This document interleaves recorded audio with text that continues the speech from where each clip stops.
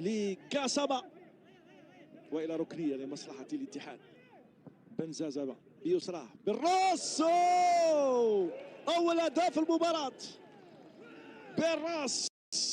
بوخنشوش كش الذي ارسل كره صعبه، دفاع الثوره، وضربه بوابدي واهتزت الشباك للمره الاولى في الدقيقه العشرين من زمن الشوط الاول للمباراه. الاتحاد 1 الثوره لا شيء.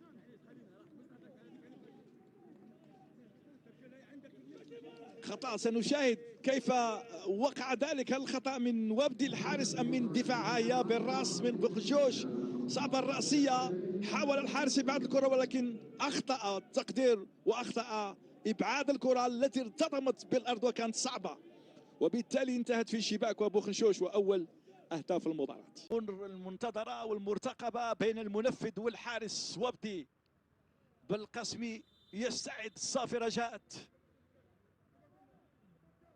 بالقسمي، اسماعيل وابدي بالقسمي ويسجل في الزاوية الصعبة البعيدة، يمنح الأفضلية من جديد ويسجل الهدف الثاني لمصلحة الاتحاد في الدقيقة السابعة أو 65.